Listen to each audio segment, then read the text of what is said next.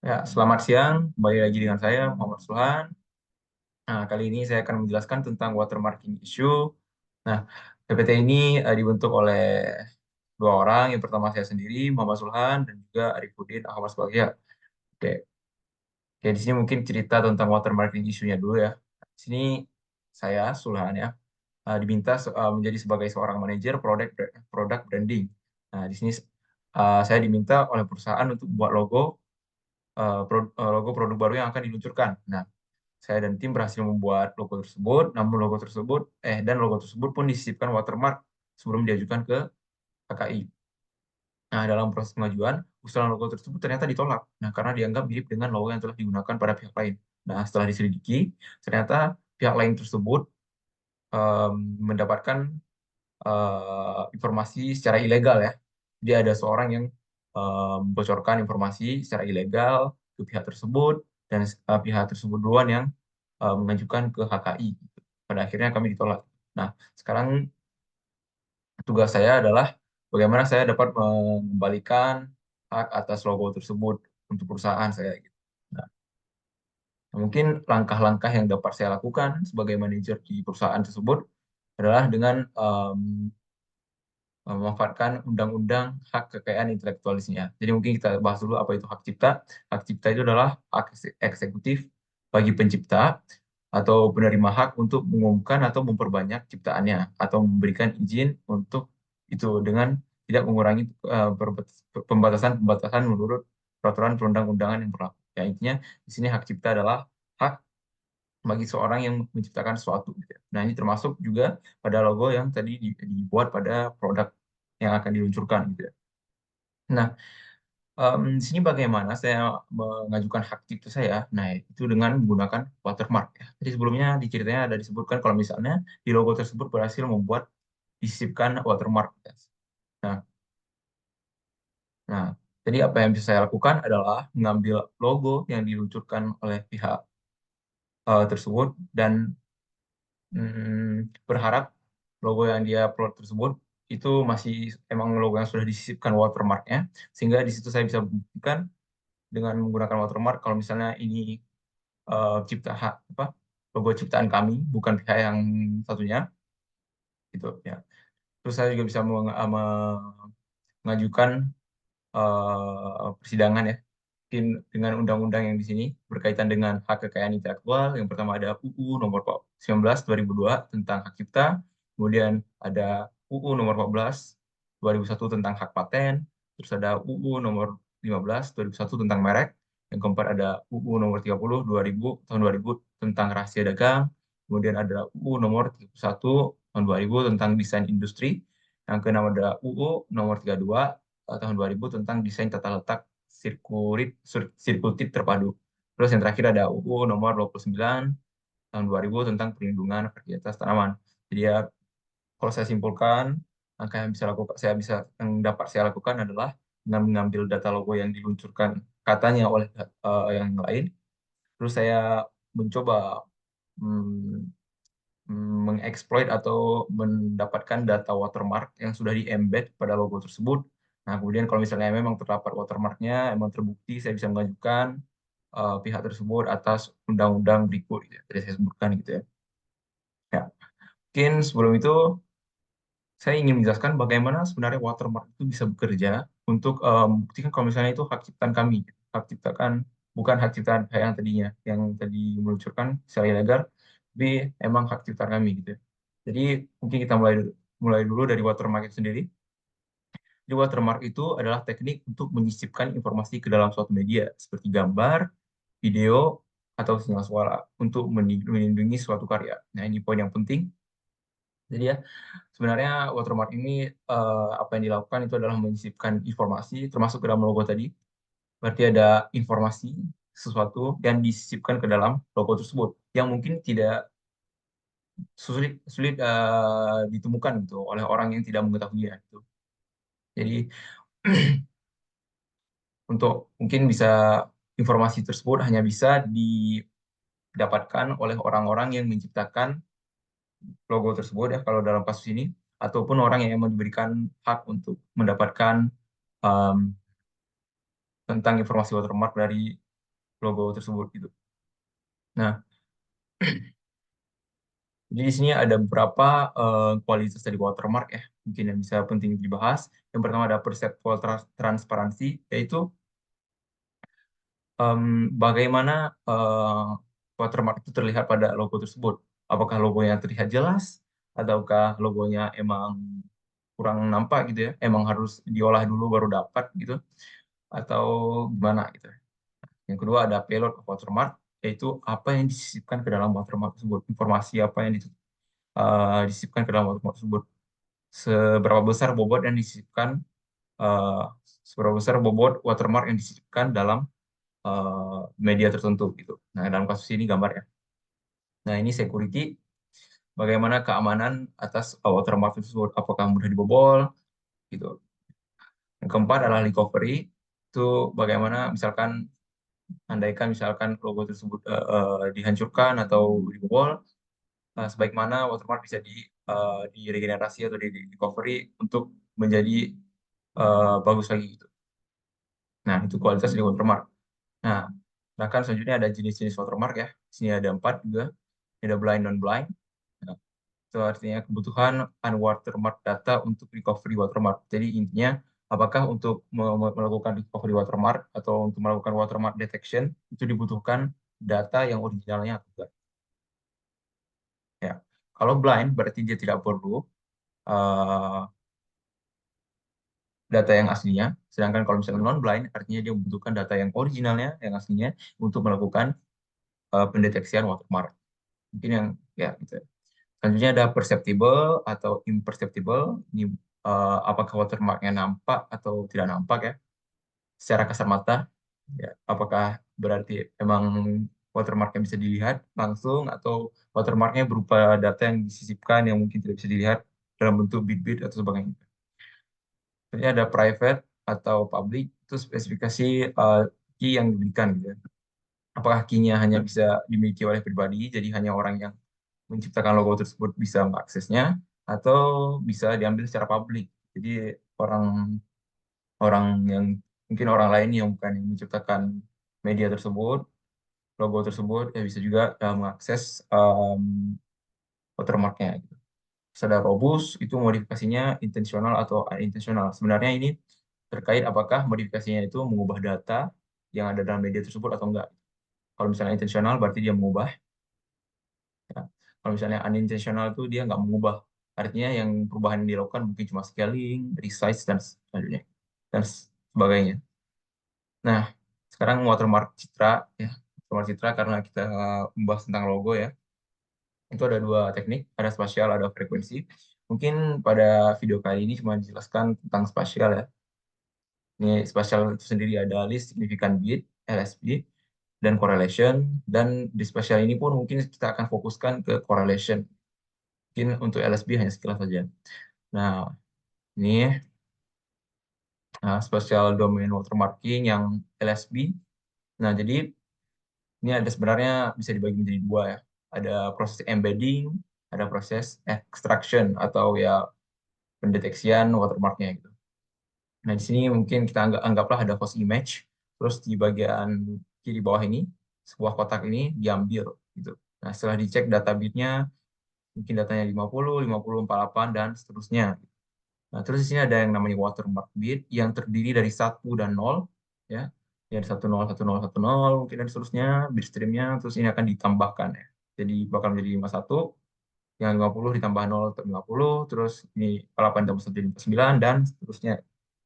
Nah, ketika ingin melakukan extraction atau pendeteksian watermark, nah itu akan dilihat bit yang paling kecilnya. Bit yang paling kecilnya 10, 10, 10. Apabila dia membentuk pattern yang sama dengan bit stream watermarknya, maka itu berarti bisa membuktikan kalau misalnya image tersebut sudah di watermark atau ya sudah dilindungi gitu hak ciptanya. Ya. Selanjutnya teknik yang kedua itu correlation. Nah, correlation. Jadi di sini kita akan ada original image ya. Pertama kita lihat di sebelah kanan itu ada original image J ya dengan mungkin ukuran sedemikian sedemikian gitu ya. Lebar sama panjangnya bisa dinyatakan dalam bentuk X, Y. Nah, untuk melakukan watermarking, pertama kita harus membuat yang namanya watermark signal W yang ukurannya sama juga dengan original image-nya. Jadi di sini kita akan ada pertama user defined key atau nilai yang diinput sama usernya dimasukkan ke dalam pseudo random generator dan menghasilkan watermark signal. Nah, mungkin di sini teman-teman ada yang penasaran dengan istilah pseudo random. Itu bedanya dengan random apa? Random itu berarti emang 100% random, artinya emang benar-benar random ya, misalnya kita bilang. Terus kalau misalnya pseudo random, itu bedanya apa dengan random? Itu sebenarnya tidak murni 100% random karena itu menggunakan randomizer dari program gitu. Jadi sebenarnya kalau misalnya kita lihat secara detail, sebenarnya masih bisa dideteksi kerandomannya gitu. Karena itu masih dibentuk oleh program gitu ya. Jadi masih ada pola gitu. Walaupun mungkin polanya emang sulit kali dideteksi. Yaitu yang disebut dengan pseudo random. Jadi di sini kita akan meminta bantuan program untuk melakukan randomizing sehingga menghasilkan watermark signal W. Nah, watermark signal W ini akan dimultiply, akan dikali dengan scale faktor yang mungkin di sini disebutkan dengan variabel K, dan akhirnya akan ditambah dengan original image. Dan dihasilkanlah watermark image di sini sebutannya LW ya, X ya, gitu ya. Nah, gitu ya. Selanjutnya ini ya, mungkin program dari proses correlation ini bisa dilihat di program di layar ya ini. Pertama kita mengimport semua library yang dibutuhkan, ada import random, numpy, pandas, fill, dan skipy. Ya, di sini mungkin saya tidak akan menjelaskan masing-masing ya. Mungkin bisa dilihat aja, mungkin teman-teman bisa mempelajarinya sendiri. Nah, di sini kita melihat dulu ada sebuah fungsi yang namanya def generate pseudo random pattern dengan di sini size dan state gitu ya. Nah, size itu apa? Size itu adalah ukuran dari gambar yang ingin di watermark. Jadi misalkan kalau di sini contohnya em, kalau di sini contohnya adalah watermark size-nya diambil ya di paling bawah ini 1477 dikali dengan 1108. Nah, ini sebenarnya disesuaikan dengan image yang ingin dilakukan watermark gitu ya. Terus seed value ini bisa bebas, bisa random aja. Ini akan menjadi value untuk melakukan pseudo random gitu ya. Jadi ini seed value ini input dibutuhkan untuk melakukan pseudo random ya. Dan di sini kita bisa melihat generator watermark signal sama dengan kita manggil fungsi generate pseudo random pattern, terus dimasukkan watermark size-nya dan seed value-nya. Terus di sini kita mencoba print generator watermark signalnya dan datanya gitu, berapa aja. Nah, di sini bisa kita lihat generator watermark signalnya dari ini ya, ukurannya sama seperti yang input ya, 1477 row dikali dengan 1108 kolom ya. Nah, selanjutnya ini bisa kita lihat juga ya, kalau misalnya yang tadi itu mungkin dalam bentuk array, matrix gitu ya. Di sini mungkin dalam bentuk image gitu ya, dalam bentuk PNG gitu. Bisa dilihat ini pseudo randomnya ya, watermark signalnya seperti ini. Nah, sekarang kita akan import gambar yang ingin butuhkan, yang ingin dimasukkan watermarknya. Nah, di sini saya ambil foto ini. Um, di sini dinamakan dengan mentah.jpg atau gambar originalnya. Nah, sekarang kita harus mengambil grayscale dari foto tersebut. Makanya di sini dipanggil fungsi image.convert menjadi L. L itu adalah grayscale gitu ya. Nah, kemudian gray foto atau image yang telah diambil grayscale-nya itu akan di-save dengan nama mungkin retro.jpg gitu ya. Terus ini minta di display, nah ini bisa dilihat ya hasilnya. Nah, kalau misalnya kita diambil grayscale, itu gambar kita akan menjadi hitam putih aja ya, tidak ada unsur RGB-nya, hanya unsur luminance-nya aja ya. Makanya menjadi seperti ini. Oke, kemudian di step keempat ya, akan mengubah gambar grayscale yang tadi menjadi array. Sekarang kita lihat image array sama dengan np dot array gray photo data type np float kedua. Terus di display seperti ini ya. Jadi kita telah menyimpan data matriks dari gambar yang ingin ditambahkan watermark ya, grayscale-nya dalam image array, img array. Dan ini bisa dilihat data dalam matriksnya. Nah, step kelima itu fungsi watermark, membuat fungsi itu melakukan watermark atau memasang watermark pada gambar. Nah, di sini ada sebuah fungsi yang namanya watermarking. Ini ada original image, yaitu grayscale ya, grayscale yang tadi sebenarnya ini image array-nya, data array yang udah diambil tadi ya, itu menjadi original image. Ada scaling faktornya, ada kainnya scaling faktor, itu bisa kita tentukan berapa nilainya. Terus ada watermark signal matrix atau watermark signal yang telah dihasilkan dari pseudo random generator tadi. Nah, ini telah dipanggil fungsinya watermarking image array dengan scaling faktor K, ini 12 ya. Terus generator watermark signal yang tadi telah kita buat. Terus kita nampilkan datanya dalam bentuk matriks. Nah, ini yang dihasilkan. Ini ya. Kalau kita lihat ya berbeda ya. Awalnya ini misalkan kita lihat dari data di X sama dengan 0 dan Y sama dengan 0, ini 148,0, ini menjadi 160,0 dan seterusnya gitu ya. Banyak yang berubah ya. Nah, sekarang kita ingin mengubah data yang tadinya dalam matriks menjadi gambar. Nah, ini image dot from array kurung watermarked image dot style bla bla bla bla bla. Terus di save sebagai watermarked dot png. Terus di display image open watermarked. Nah, ini yang dihasilkan. Dua ini yang dihasilkan ya. Ini mungkin dihasilkan dengan dua scaling faktor yang berbeda. Kita bisa lihat kalau misalnya lebih besar, makin besar scaling faktornya, sebenarnya makin banyak perubahan atau ya mungkin distorsi yang terjadi pada gambarnya. Ya, dapat dilihat kalau misalnya scaling faktornya 12, ini mungkin di bagian sini bisa dilihat ada hitam-hitam ya. Sedangkan kalau misalnya scaling faktornya cuma 1, itu masih putih gitu, nggak ada hitam-hitamnya. Nah, kemudian kita juga harus bisa memastikan watermark yang kita buat gitu. Nah, ini bisa dideteksi, ini ada yang namanya threshold. Threshold ini akan menjadi batas ambang untuk menentukan kalau apakah gambar itu terdeteksi watermarknya atau enggak. Nah, kalau di sini kita set thresholdnya 0,5, dan apabila kita bisa menghitung core ya, core itu correlation, itu dihitung dengan fungsi di atas ya, jadi di atas ya ini dilakukan banyak perhitungan matematis sehingga ditentukan core-nya. Nah, kalau misalnya core-nya itu lebih besar daripada threshold, itu artinya watermark-nya terdeteksi, dan kalau misalnya itu lebih kecil, watermark-nya tidak terdeteksi gitu ya. Nah, sebenarnya apa yang bisa mempengaruhi nilai dari core ini? Sebenarnya kembali lagi dengan scaling faktor yang tadi. Semakin besar scaling faktor, semakin besar pula nilai core-nya. Artinya apa? Artinya semakin mudah terdeteksi watermark-nya.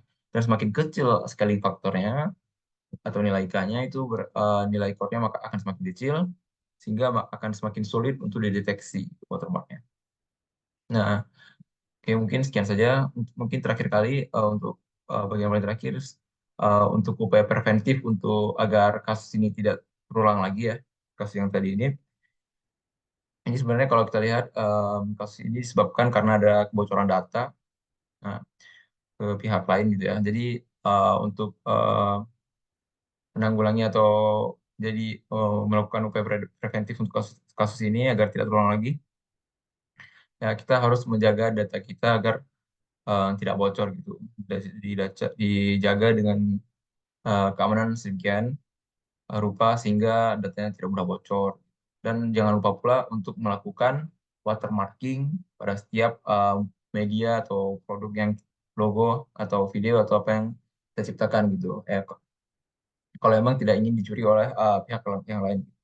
Jadi sebisa mungkin setelah membuat media atau membuat produk langsung dibikin watermarknya agar nanti mungkin sebagai preventif juga, upaya preventif juga untuk tidak eh, terjadi kebocoran data sebelum di watermark. Karena kalau misalnya memang data yang belum di watermark, kita tidak bisa membuktikan kalau misalnya data yang kita bikin itu adalah milik kita. Ya. Ya, jadi mungkin sekian saja ya untuk video kali ini. Terima kasih atas perhatiannya. Berikut sumber-sumber yang kami gunakan untuk membentuk video ini dan PPT ini. Terima kasih atas perhatiannya. Sampai jumpa lagi.